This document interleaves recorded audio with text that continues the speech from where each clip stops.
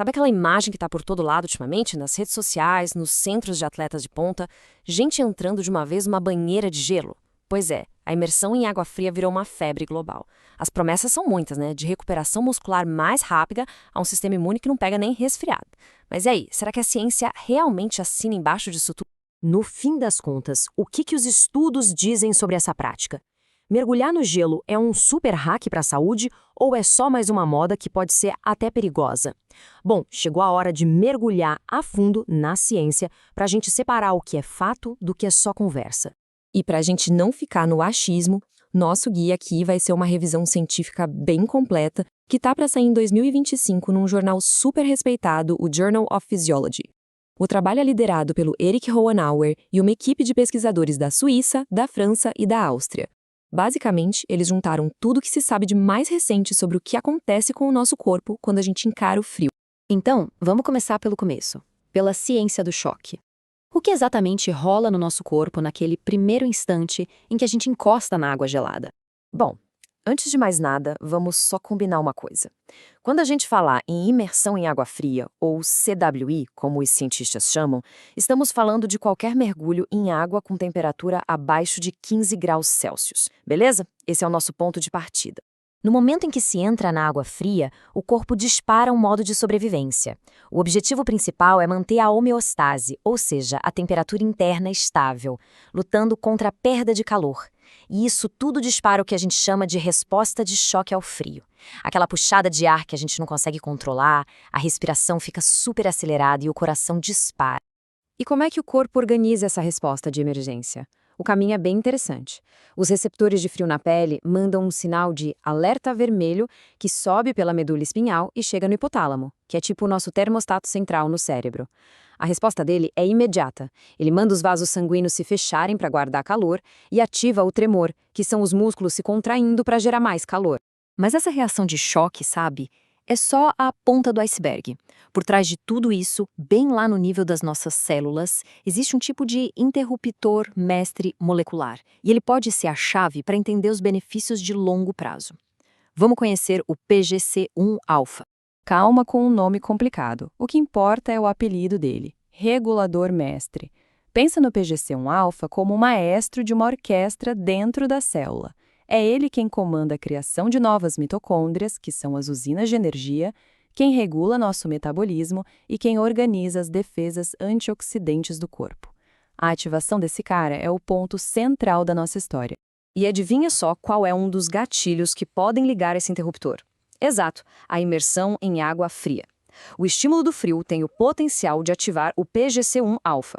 E quando isso acontece, é como se uma pecinha de dominó fosse derrubando a outra, começando uma cascata de adaptações nas células, que, em teoria, podem trazer vários benefícios para a saúde. Tá, mas como exatamente o frio faz isso? Funciona mais ou menos assim. O estímulo do frio libera noradrenalina e o tremor dos músculos libera sinais de cálcio. Aí, essa galera toda, junto com os hormônios da tireoide, se junta para dar um up, um reforço no PGC1-alfa. É uma operação super bem coordenada lá dentro das nossas células. Beleza, então a gente já entendeu a parte molecular da coisa. Mas e na prática? Como é que a ativação dessa molécula se transforma naqueles benefícios para a saúde que todo mundo comenta por aí? Vamos conectar os pontos. Os próprios autores do artigo propõem um possível caminho, mas é importante deixar claro, é um modelo hipotético. A ideia é que, começando ali pela esquerda, a ativação do PGC1-alfa gera respostas moleculares tipo mais mitocôndrias. Isso, por sua vez, poderia levar a efeitos no corpo todo, como uma melhora do metabolismo e, lá na frente, a resultados de longo prazo como um envelhecimento mais saudável. Então, vamos detalhar esses benefícios em potencial. A gente está falando de construir mais baterias para as nossas células, otimizar o jeito como o corpo queima gordura e usa açúcar, criar novos vasos sanguíneos e, muito importante, fortalecer as defesas antioxidantes e anti-inflamatórias.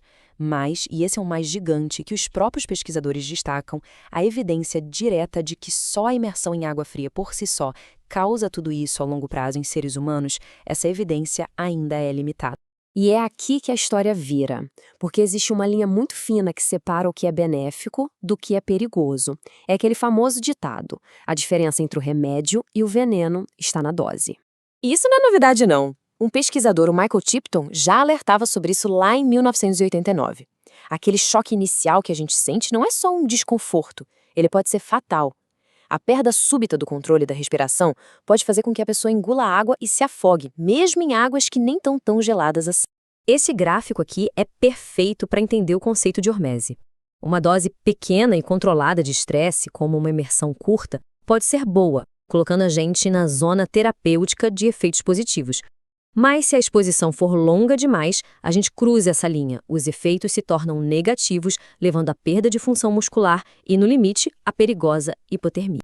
E hipotermia não é brincadeira, é um perigo real e progressivo. Essa tabela do estudo mostra os estágios. Começa com tremores na fase leve, depois avança para confusão mental na fase moderada, e pode levar à inconsciência e até uma morte aparente nos estágios mais graves, conforme a temperatura do corpo vai despencando. E além da hipotermia, existe um outro risco agudo que acontece na hora, chamado conflito autonômico. Pensa que é uma briga feia entre o sistema de luta ou fuga, que acelera tudo, e o de descansar e digerir, que acalma tudo. Esse conflito, que piora muito se a pessoa prende a respiração ao entrar na água, pode causar arritmias cardíacas fatais. É um dos riscos mais sérios e imediatos. Diante disso tudo, fica a pergunta: como dá para aproveitar os possíveis benefícios de um jeito seguro? A boa notícia é que a própria pesquisa nos dá um guia prático. Então, vamos lá, um passo a passo para fazer isso com segurança. Primeiro, e mais importante, faça um check-up médico, principalmente se já tiver alguma condição de saúde. Segundo, entre na água devagar para diminuir o choque, nada de pular de uma vez. Terceiro, mantenha a cabeça para fora e respire normalmente, sem prender o ar. Quarto, nunca, jamais, faça isso sem supervisão.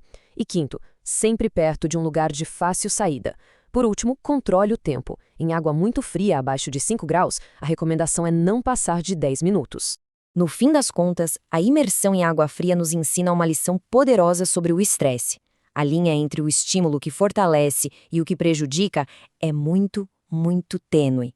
A grande questão que fica é como podemos usar essa ferramenta poderosa com sabedoria. A ciência nos dá a resposta. O segredo está na dose certa, no respeito aos limites do corpo e, acima de tudo, no conhecimento.